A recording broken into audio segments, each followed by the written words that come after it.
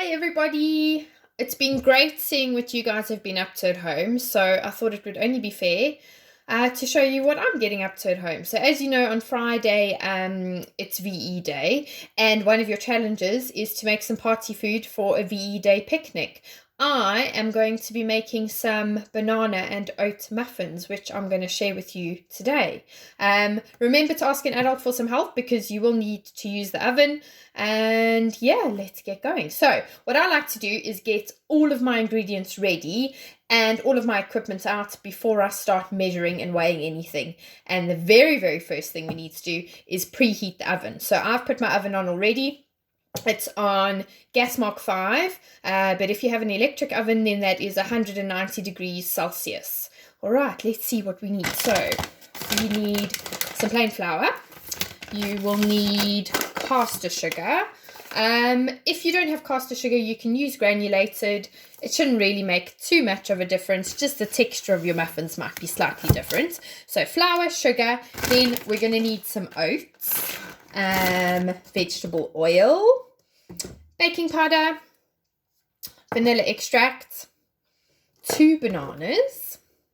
It's a great way actually to use up overripe bananas, the same way you would make banana bread, but this time with some muffins. 1 egg, some milk, and lastly, a little bit of salt. All right, so equipment that we will be needing. I've got 2 bowls. One bowl is going to be for the dry ingredients, and the other bowl is going to be for the wet ingredients. Don't worry, you don't need to use a mixer for this recipe. You just need a bowl, and we're going to do the mixing by hand. So 2 bowls, a measuring jug, and then some measuring cups.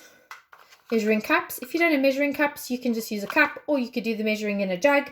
Everything's done in cups, so you could do a conversion into milliliters. So cups, and then some measuring spoons, and then I've got a whisk and spatula and a wooden spoon to be using too. So first things first, we need a bowl, the first bowl. And in here, we're going to put all of our dry ingredients. So firstly, we need our flour. The flour, we need 380 milliliters of flour, which is about a cup and a half. So 250, we'll go with that one first. Okay, 1 cup of flour in there. So about a cup and a half of flour. And kind of just estimating that one. You can be more accurate if you want to. So a cup and a half of flour. And as you can see, I've really been struggling to get flour actually. And we went to Morrison's the other day, and the baker gave us some of their flour from behind the counter, which was very kind of them. So we've got flour in. Then the next thing we need is our oats, and you need 1 cup of oats.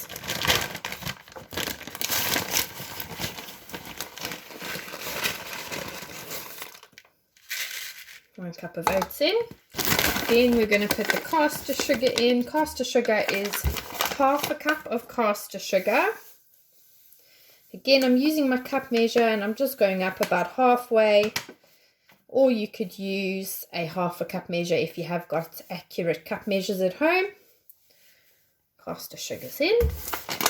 And we're going to put in some baking powder. You need 2 teaspoons of baking powder. A teaspoon is 5 milliliters. So if you have a measuring spoon with 5 milliliters on, you need 2 of those, or 2 regular teaspoons should be fine. And when you're measuring out your baking powder, you want to make sure you scrape it on the edge of the container so you get a nice flat surface so you know that it's an accurate measurement. So 2 teaspoons of baking powder in there. And the salt, we only need a little pinch of salt, so I pour some in my hand first, and then we do a big pinch, of salt. There we go. Okay, perfect. So we've got all of our dry ingredients in. Let me double check. We've got the flour, we've got the oats, we've got the caster sugar, baking powder, and the salt. So that's ready. Pop that to one side. Then you need a slightly larger bowl. And in this bowl, we're going to put all of the wet ingredients. So we'll start off with 1 egg. 1 egg in the bowl. There we go. Then we need 175 milliliters of milk. So I'm going to use my measuring jug for that. Or if you have a measuring cup, you can use that too. 175 milliliters of milk. That goes in with the egg. Then we'll be needing 75 milliliters of vegetable oil. Now I've got a 50 ml measure as well as a 25 ml measure, which 50-25 will give you the 75. So we're going to do one of these and one of the 25 ml spoons of vegetable oil. That goes in. And then the 25 mils.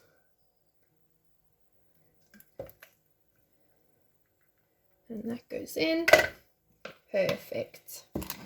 Next, we're going to add a little dash of vanilla extract, about half a teaspoon.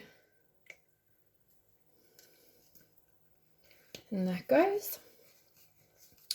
Okay, the next step is our bananas. So remember I said 2 bananas.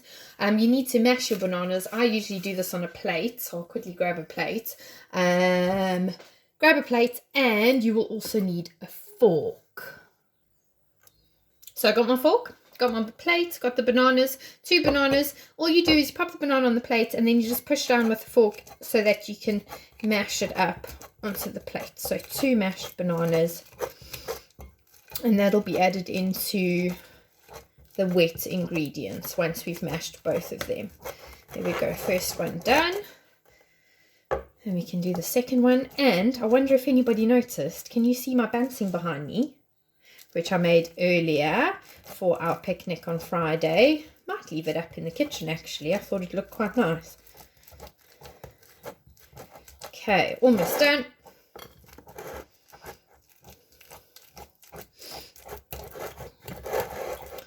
You can just go over, make sure it's all mashed. Doesn't matter if some of the lumps are bigger than others, no problem. Okay, and that goes in with all of our wet ingredients. So that goes with the egg, the milk, the oil, and the vanilla extract. Okay, then you can use the same fork and give that a mix together just to incorporate everything. Or you could use a whisk.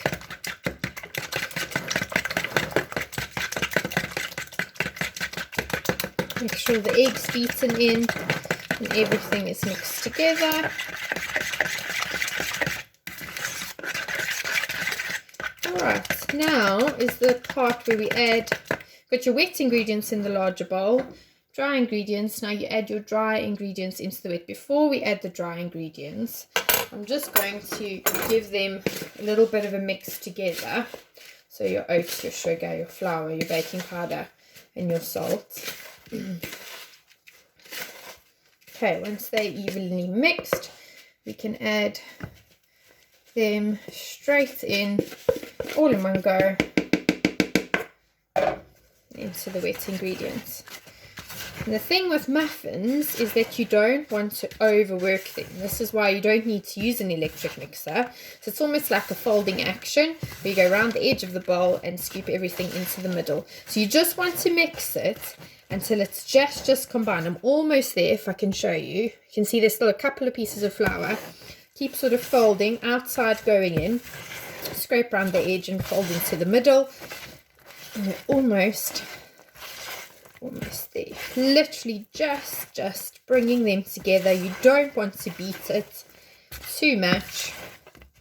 And I think that looks ready. Looks good, smells good too. Okay, next step, because they're muffins, you need a muffin tray, which I have lined earlier with some muffin cases. This will make 12 muffins for you. They're in your muffin tray, and then I usually use a tablespoon and a teaspoon.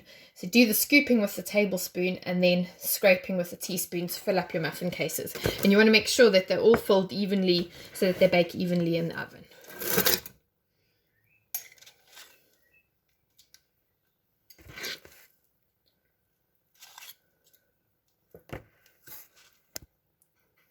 I came back, just put you on pause whilst I was filling up the muffin trays, and there we go.